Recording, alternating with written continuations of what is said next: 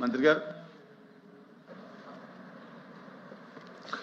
అధ్యక్ష, గౌరవ సభ్యులు చెప్పినట్లు 2018, 2023లో నోటిఫికేషన్ జరిగింది.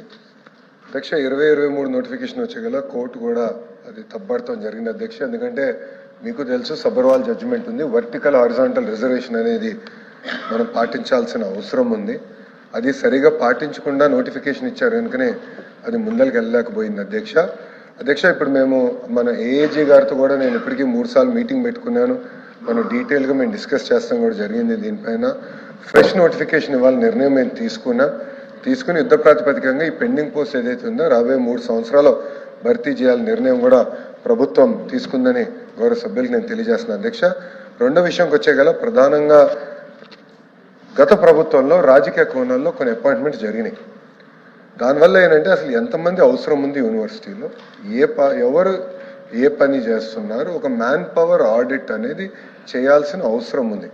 అది మొన్న జరిగిన వైస్ ఛాన్సలర్స్ కాన్ఫరెన్స్లో గౌరవ ఛాన్సలర్ గారు, గవర్నర్ గారు స్వయంగా అక్కడ డిస్కషన్లో కూడా పాల్గొన్నారు. అక్కడ మేము చాలా స్పష్టంగా చెప్పింది, ఒక మ్యాన్ పవర్ ఆడిట్ చేయండి, ఏ ప్రోగ్రామ్స్ ఉన్నాయి, ఏ ప్రోగ్రామ్స్కి ఎంతమంది అవసరమో, ఎంతమంది ఉన్నారు, దాన్ని ఎట్లా ముందలు తీసుకెళ్ళాలి, ఆ ప్రోగ్రామ్ని ఎలా బలోపేతం చేయాలని దానిపైన కూడా మేము చదువుతాం జరుగుతుంది అధ్యక్ష. సో అది అయిన తర్వాత నాకు కరెక్ట్ క్లారిటీ వస్తుంది. ఏంటంటే ఇంకా ఫర్దర్ మేము నిర్ధారించింది గ్యాప్స్ ఉంది, ఇది క్లారిటీ ఉంది కనుక దీనిపైన నేను స్పష్టంగా చెప్తున్నా. ఒక ఆడిట్ అయిన తర్వాత మాకు కరెక్ట్గా అవగాహన వస్తుంది, ఎంతమంది నియమించాలి ఏంటనేది ఒక అవగాహన వస్తుందని గౌరవ సభ్యులు చెప్తున్నాను. వెయిటేజ్ టు కాంట్రాక్ట్ ఎంప్లాయీస్ అనే విషయం పైన దీన్ని నేను లీగల్ ఒపీనియన్ మేము తీసుకుంటున్నాం అధ్యక్ష. ఎందుకంటే చేయాలని తప్పన మాకుంది, కానీ లీగల్గా రేపు మన ఇబ్బంది పడకూడదు అధ్యక్ష. ఎందుకంటే మీరు చూసారు 150 రోజులు చరిత్రలో ఎప్పుడు జరిగిన విధంగా డిఎస్సి పూర్తి చేశాం. 16,000 మంది ఉపాధ్యాయులు మనం భర్తీ చేశాం. దానికి కారణం ఏంటంటే గతంలో జరిగిన నోటిఫికేషన్స్ అని మేము తీసుకున్నాం.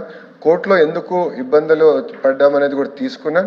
కరెక్ట్గా ఒక కమిటీ వేసి స్టడీ చేసి పర్ఫెక్ట్గా అమలు చేసాం. ఇంకా దాన్ని ఫైన్ ట్యూన్ చేసుకోవాల్సిన అవసరం ఉంది. దాంట్లో భాగంగా కాంట్రాక్ట్ ఎంప్లాయీస్ విషయం కూడా ప్రభుత్వం సునుకంగా ఉంది. దానికి ముందల వివరాలు తీసుకుని లీగల్ పొజిషన్ తీసుకుని దానిపైన నేను చెప్తాను అధ్యక్ష.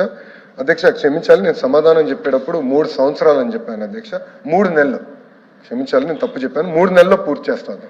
3 నెలల్లో ప్రక్రియ ప్రారంభిస్తాను. లీగల్ ప్రాసెస్ ఈ 90 డేస్లో మేము పూర్తి చేస్తాం అధ్యక్ష. మొదటి వ్యక్తిది సారీ, నేను అది చదువుతున్నా తప్పు చేశాను. రెండోది అధ్యక్ష, ఏజ్ ఎన్హాన్స్మెంట్స్కి వచ్చేగల ఆల్రెడీ జియోఎం కాన్స్టిట్యూట్ చేసాం అధ్యక్ష. జియోఎంలో డిస్కషన్ జరుగుతుంది. అది జియోఎం క్లారిటీ ఇచ్చిన తర్వాత గౌరవ సభ్యులు తెలియజేస్తున్నారు అధ్యక్ష. అంతేకాకుండా అధ్యక్ష, ఇది ప్రజాప్రభుత్వం, ప్రజల సమస్యలు పరిష్కరించడానికి మేము ఉన్నాం. నేను కూడా కమిషనర్ గారికి క్లియర్గా చెప్పా, మన స్కూల్ ఎడ్యుకేషన్ అయితే ప్రతి వారం సంఘాలని కలుస్తున్నారు. సేమ్ వే ఇప్పుడు మనం కూడా హైయర్ ఎడ్యుకేషన్ కూడా కొన్ని సంస్కరణలు తీసుకొచ్చే అధ్యక్ష. కమిషనరేట్స్ కూడా బలోపేతం చేస్తున్నాం. ఆ బిల్లు కూడా వస్తుంది. దాంట్లో స్పష్టంగా నేను హైయర్ ఎడ్యుకేషన్ కమిషనర్ గారు కూడా క్లియర్గా చెప్పాను. ఆయన కూడా కూర్చోవాలి, సంఘాలని కలవాలి, వాళ్ళ సమస్యలు తెలుసుకోవాలి, పరిష్కరించే మార్గంలో ముందరికి వెళ్ళాలి అధ్యక్ష. సో ఈ డిస్కషన్ అనేది కంటిన్యూస్గా జరగాల్సిన అవసరం ఉంది.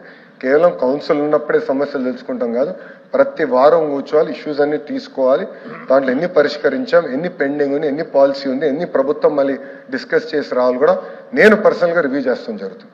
సో ఇది చాలా సీరియస్గా తీసుకుంటున్న నియామకాలు తప్పనిసరిగా యుద్ధ ప్రాతిపదికన పూర్తి చేస్తాం.